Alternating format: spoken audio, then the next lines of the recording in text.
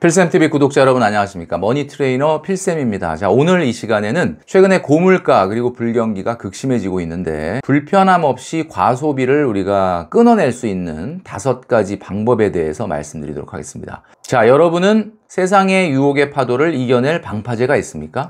지금 보여드리는 화면은 우리가 바닷가에 가면 자주 보는 그림이죠. 파도를 막아내는 방파제입니다. 혹시 우리 필쌤TV 구독하시는 많은 분들 주변에 이런 사람이 있습니까? 뭐 예를 들면 내 소득이 정말 뻔한데 뭐 외제차를 탄다든지 내 소득에 비해서 너무 많은 해외여행을 간다든지 뭐 소득에 비해서 많은 명품을 산다든지 자, 이런 분들은 도대체 이거 왜 그러는 걸까요? 제가 한번 말씀드린 적이 있었는데 미국 정신의학협회에서 이야기하는 쇼핑 중독 체크리스트, 나는 얼마나 쇼핑 중독인가 라는 것을 체크하는 방법이 있었습니다. 그리고 하버드대학교 의사결정과학연구소에서 연구한 결과를 한번 소개시켜 드렸는데 바로 소비는 감정이다 라는 말씀을 드렸습니다. 그러니까 제가 좀 전에 얘기했던 것처럼 이런 행동을 하는 분들, 뭐 예를 들면 소득에 비해서 비싼 차를 타거나 너무 잦은 해외여행을 가거나 비싼 물건을 사들이는 사람들은 지금 일상이 행복하지 않다라는 뜻이다 라고 제가 말씀드렸습니다. 결국 우리 인생은 일상에 의해서 결정됩니다. 우리 인생은 주말에 결정되는 게 아니라 평일에 결정된다라는 거죠. 자, 그런데 이 일상에서 성장, 자율, 연결이 늘어나지 않는다 그러면 계속 우울해질 수밖에 없습니다. 일상에서의 성장이란 무엇일까요? 내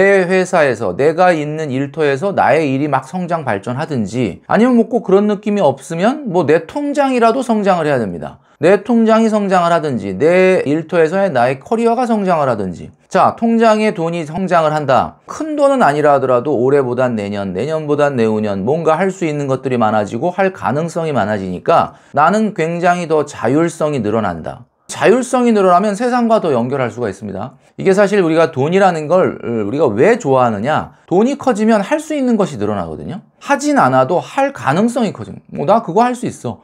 나 뭐 배 타고 해외여행 갈 수도 있고 비행기 타고 어디 갈 수도 있고 이런 것들이 늘어나는 게 세상과 연결이 늘어나는 거죠. 자, 이렇게 되면은 내가 꼭 하지 않아도 만족감, 행복감을 느끼게 된다라는 이야기입니다. 자, 그래서 제가 돈을 적게 쓴다면은 당연히 불편하다라고 생각하실 수도 있지만 이런 불경기, 고물가 시대에 우리가 좀 불편함을 좀 줄이더라도 과소비를 끊어낼 수 있는 방법 오늘 5가지를 말씀드린다고 했으니까요. 이 행동을 꼭 좀 따라 하시면 좋겠습니다. 자, 첫 번째는 말이죠. 바로 경제지표를 적어라입니다. 어떻게 적느냐? 매일같이 적어라입니다. 경제를 바라보는 10개의 창문이라는 게 있었습니다. 이거 하루에 적는데 딱 3분밖에 안 걸리거든요.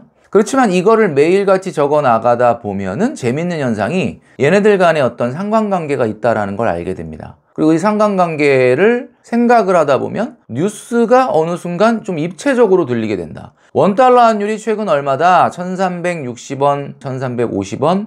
뭐 이렇게 금액을 아는 게 중요한 게 아니라 이거를 적다 보면은 최근 이번 주에 내려가는 국면인지 올라가는 국면인지 최근 3개월은 내려가는지 올라가는지 이런 입체적인 것들이 느껴지게 되고 그리고 지금 우리가 듣는 경제 뉴스나 정보들이 조금 다르게 들릴 수 있다라는 거죠. 두 번째는 SNS를 어떻게 줄여라. 어떻게 줄일까요? 의도적으로 줄여라 라고 말씀드린 적이 있었는데 오늘은 제가 딱 이렇게 말씀드리고 싶습니다. SNS를 3분의 1로 줄여라 입니다. SNS를 아예 하지 말라는 얘기는 아닌데 여러분의 눈이 하루 중에 어디에 가장 많이 가 있느냐, 뭐 스포츠를 본다, 유튜브를 통해서 컨텐츠를 본다, 드라마를 본다, 또는 뭐 게임을 본다, 다 좋은데 이것이 너무 과다해지게 되면 안 된다라는 겁니다. 3분의 1로 줄여라 라고 하는 얘기는 SNS가 우리의 감정을 즐겁고 행복하게 하는 게 아니라 사실은 약간은 소외감, 박탈감 이런 감정들을 느끼게 함으로써 과소비로 연결되는 경우가 너무나 많다라는 이야기입니다. 뇌과학으로 보는 행복의 요소 3요소 필쌤이 늘 말씀드리고 있는 거지만 내가 성장 발전한다는 느낌이 있어야 됩니다. 뭐 운동을 하는 사람이라면 근육이 늘어난다든지 뭐 일을 하는 사람이라면 숙련도가 늘어난다든지 아니면 아까도 말씀드렸던 것처럼 다 안 늘어난다 그러면 뭐 통장에 돈이라도 늘어나야 되겠죠. 그리고 이런 것들이 늘어나게 됐을 때 뭔가 성장 발전하는 느낌이 있고 그것이 나의 인생의 자율성을 증가시키면서 세상과 연결이 커지게 된다. 이것이 행복의 요소다라고 말씀드렸습니다. 그래서 제가 늘 말씀드리지만 이 과소비를 우리가 막는 방파제로 우리 필쌤TV 구독자 여러분들에게 슬기로운 소비생활 10계명이라는 것을 말씀드렸죠. 자, 그런데 이 슬기로운 소비생활 10계명 중에서 내용을 들여다보시면 인스타그램과 관련된 소비가 5가지가 있습니다. 자, 지금 보여드리는 것처럼 여행이라든지 자동차라든지 또 식생활비라든지 문화레저비라든지 그 다음에 의류를 사들이는 비용이라든지 이런 것들은 아무래도 SNS의 영향을 받을 수밖에 없다라는 이야기죠. 자, 세 번째는 말이죠. 서점과 도서관을 어떻게 가라라고 되어 있죠. 습관적으로 가라입니다. 주말에 운동을 하면서 자전거를 타면서 도서관을 방문해라. 만약에 주변에 도서관이 없다면 서점을 가는 것도 좋습니다. 뭐 서점에 가서 꼭 책을 사야 되는 건 아니고 최근 같은 경우는 이런 서점, 특히 뭐 교보문고나 영품문고 이런 거 가게 되면 고객들이 와서 조용히 책을 보며 휴식을 취할 수 있는 공간들이 굉장히 많죠. 책을 본다는 것은 뭐 우리가 정독을 하지 않더라도 뭐 예를 들면 목차만 보고 관심 있게 있는 챕터를 잠깐 들여다보더라도 리딩이라고 하는 거는 뭔가 사람을 이렇게 차분하게 만들고 생각하게 만들죠. 자, 제가 그래서 주말에 웬만하면 날씨가 좋으면은 뭐 자전거를 타고 도서관을 방문한다든지 운동을 한다든지 이런 것들을 지금 하려고 노력하고 있는데 여러분도 한번 시도를 해보면 좋겠다라는 말씀을 드립니다. 자, 네 번째는 말이죠. 시장에 어떻게 가라입니다. 자, 어떻게 가라? 반복적으로 가라. 시장에 가서 다른 사람들이 사는 모습들을 이렇게 관찰을 하고 시장에 있는 분들은 정말 그 생활력이라고 하는 것이 굉장히 강한 분들 아니겠습니까? 그분들의 삶을 보고 그리고 또 장보기를 하면서 나의 식생활 예산을 좀 조절할 수 있는 그런 것이 좋겠다. 그러니까 제가 도서관이나 서점이나 지금 시장을 반복적으로 가라. 대신에 SNS는 3분의 1로 줄여라라고 말씀드렸으니까 여러분의 라이프 스타일을 조금 이렇게 바꿔보면 좋겠다. 이렇게 되면 아무래도 홈쇼핑이나 모바일 쇼핑이 줄어들 수밖에 없습니다.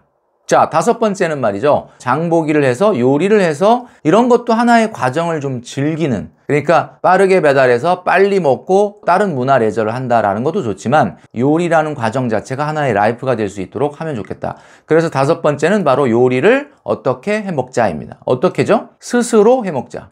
자, 그러니까 요리를 일주일에 한 번, 두 번 정도는 내가 하는 것이 좋습니다. 그래서 뭐 1인 가구 같은 경우는 요리를 해서 그걸 소분을 해가지고 냉장고에 넣어놨다가 뭐 몇 끼니는 아니겠지만 식사를 해결한다든지 하게 되면은 요리라고 하는 과정 자체를 즐기는 즐거움도 있고 또 요리를 해 먹으면서 절약되는 식생활비도 있다라고 말씀드릴 수가 있습니다. 자, 이렇게 되면 장보기 예산을 따로 만들어야 되겠죠? 외식과 배달 예산이 자연스럽게 줄어들 수밖에 없다. 제가 오늘 5가지를 말씀드렸는데 이 5가지의 내용이 뭐냐? 결국은 여러분의 라이프 스타일을 좀 더 건강하게 바꾸는 겁니다. 패스트푸드를 전혀 안 먹고 살 수는 없지만 패스트푸드를 좀 줄이고 인스턴트를 줄이면서 여러분 건강도 챙기고 또 장보기를 통해서 라이프의 소소한 어떤 일상들을 좀 즐거움으로 채우면 좋겠다. 늘 필쌤이 얘기하는 거지만 공부, 운동, 저축은 하나의 원리입니다. 공부를 잘한다, 운동을 잘한다, 저축을 잘한다. 다 굉장히 하기 어려운 거죠. 그렇지만 이 세 가지를 잘하려면 결국 오늘 제가 말씀드렸던 라이프 스타일을 좀 바꾸시는 것이 굉장히 도움이 되지 않을까라는 생각을 하게 됩니다.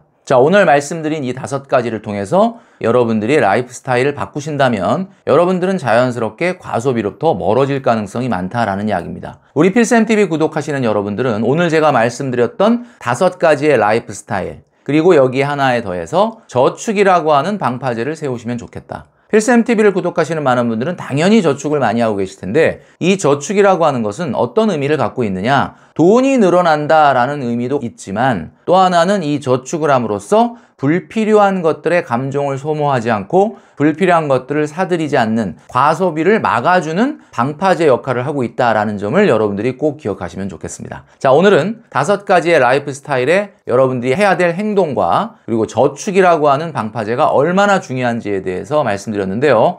우리의 라이프 스타일을 좀 더 건강한 삶으로 바꿔서 과소비에 절대로 빠지지 않는 우리 모두가 됐으면 좋겠습니다.